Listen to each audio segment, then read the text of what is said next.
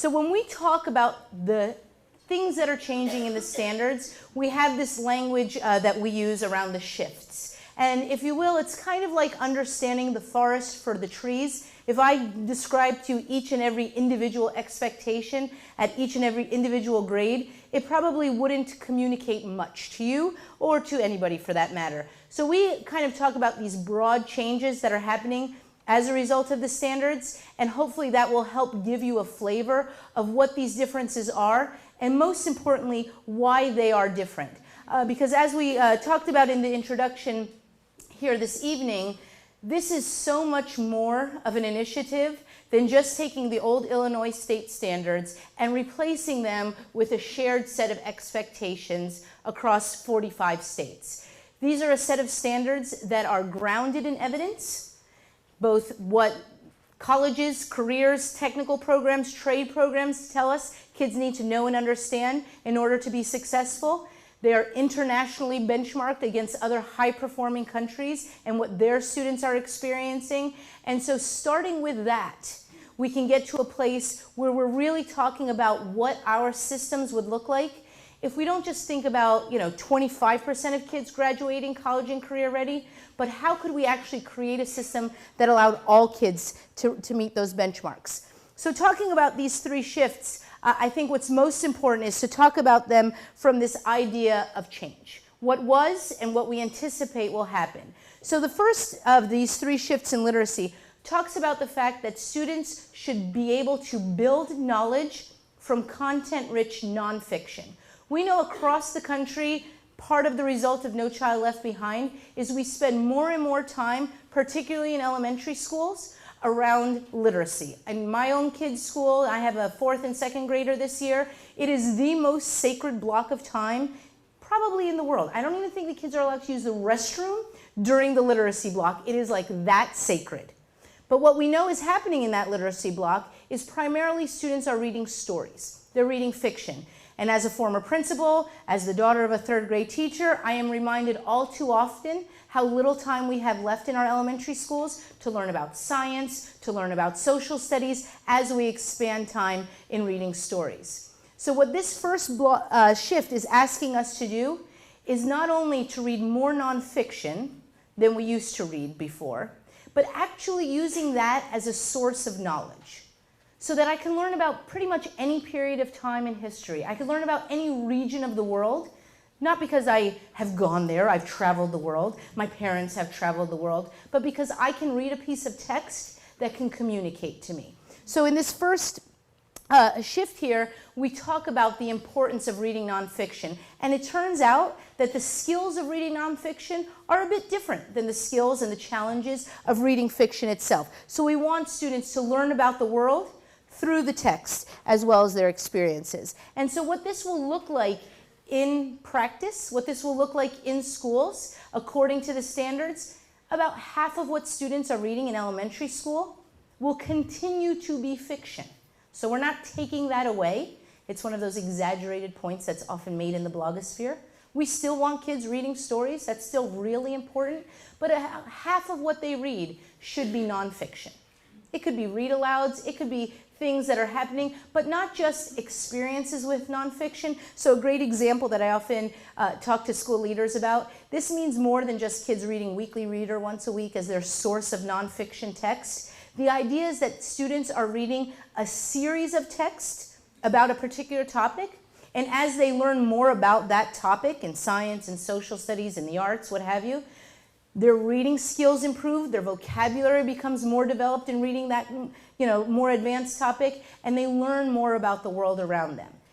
The interesting change happens here in middle school and high school, where these aren't just a set of expectations for English language arts classes, but again, these are based on what kids need in order to be ready for college and careers.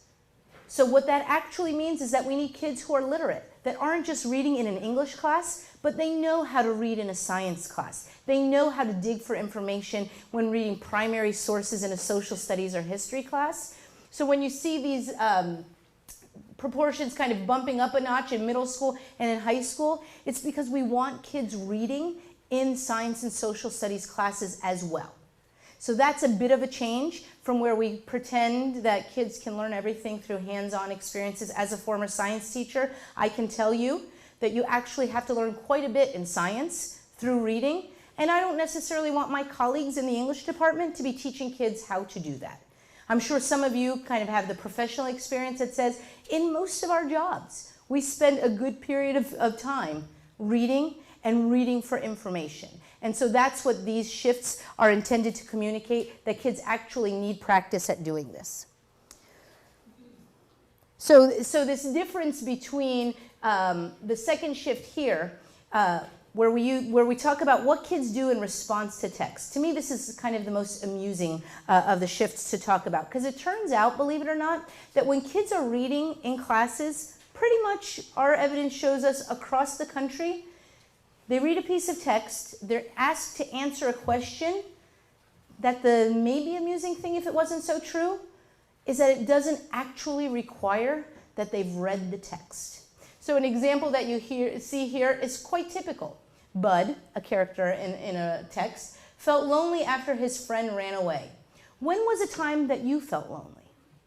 So this is a very typical strategy that doesn't necessarily prepare kids for life after high school, because I don't know how many of you are asked to do something at work, in a college setting or anything else, where people just ask you, so what do you think about it? What's your gut? What's your childhood memories tell you that could make you, give us an answer here? But it's always, what evidence do you have? How can you back it up? So this is kind of a typical question pre-Common Core. And then now when we're talking about what we're looking for is very different. We want people to actually be using evidence to back up their opinions. So actually revising the question from, what's a time that made you feel lonely, to what did Bud do and say in the text to show that he was lonely? So this is an example of a real skill that kids will build over time. When we used to do reading tests and the comprehension questions that followed them, it was typical that we would say, okay, read the story. And I remember this from my own education, I'm sure many of you do as well. Close the book, and now I want you to answer these questions about the story. That also is not really a college and career ready skill.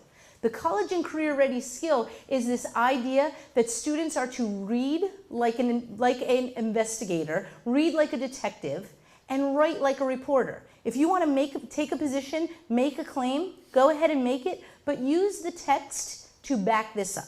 And so that is the skill that college professors are telling us all over the place kids are not coming to them with. And not because they can't, it's just because they don't have the experience. The primary form of writing in our high schools, and pretty much K-12 we can say, is this idea of just narrative writing. Because it's more interesting to read as a teacher, it's more interesting to write as a student, but it is not the college and career ready skill that we want for kids. So some examples of how obvious these changes should be. More of a upper elementary school, lower middle school, Casey at the bat, very commonly read, very common question. In Casey at the bat, Casey strikes out. Describe a time when you failed at something. Versus the question of what makes Casey's experiences at the bat humorous. Very common, students read Letter from a Birmingham Jail. By the way, a challenging piece of text to read. But a very common prompt that we give kids to respond to after going through that hard work of reading and understanding that text is, discuss in writing a time when you wanted to fight against something that you felt was unfair. For those of us who remember reading that in high school, we probably answered that question. It was interesting for the teachers, interesting for the students, but turns out we probably could all write that essay right now, whether or not we remember that piece of text, whether or not we've written that piece of text. So it doesn't in fact reward students for that hard work of understanding the text. Versus the question, what can you infer from King's letter about the letter that he received? He was responding to a letter. What can you infer based on what he said in his letter about the letter he received? The other interesting thing about this shift, when people hear this idea of reading like a reporter, reading like a detective, writing like a reporter, they think of these as low-level questions. These are actually quite high-level questions. They require a deep amount of thinking that we just don't give our students the opportunity typically to do. The third of the three shifts in literacy is an interesting challenge. It's a challenge because it really changes the way we've typically thought about our practice. When these standards were built, again, grounded in evidence, one of the things that we realized is that what students were reading, let's say by the end of 12th grade when they graduated, was significantly less complex than what they were required to read, whether they entered a trade program, an apprenticeship, a technical school, a 2-year college, a 4-year college. And I can remember in my college experience how little access I had to the teacher, the professor, and was very dependent on making sense of that text. And so that typically what we found is that the gap was as much as 4 years from what kids were reading in high school to what they were required to read after high school, no matter which of these options they selected. And so when kids choose their own reading, what research tells us, all the way through high school, it typically tops out at about a 5th grade level. So when students are just looking for the things that interest them, it pretty much tops out at a 5th grade level. And the way that you get kids better able to read things that have more sophisticated vocabulary, more sophisticated sentence structure and all of that, is they actually need practice doing that. And so what this shift is saying is that we should spend more time with kids doing that very thing. We want kids to read things that are more complex than they've ever read before, and this requires a great attention to vocabulary, a great attention to reading, and this becomes the job of teachers to help lead them through this process. And so just to give you the contrasting example of this, typically, kids come into an early elementary program, all different levels of readers. So we're not making that go away. But what we say is that what makes you a struggling reader typically is shallow vocabulary and an inability to kind of deal with complex sentence structures. So if you can imagine that our typical response to that has been, well, then just give those kids things to read that don't have complex vocabulary and don't have complex sentence structure. And somehow we think that they will catch up to the on-grade level expectations is not happening. I mean, it's just not. Kids are reading, they're, reading, busily reading things at their level, but they're not making progress toward grade level expectations. And if we think, at least in this vein, about this staircase of what kids should be reading so that by the time they graduate high school, they are in fact reading things that will prepare them, then we have a better shot at doing this. So the idea that this shift is demanding is that more of our instructional time should be spent with kids practicing reading on grade level.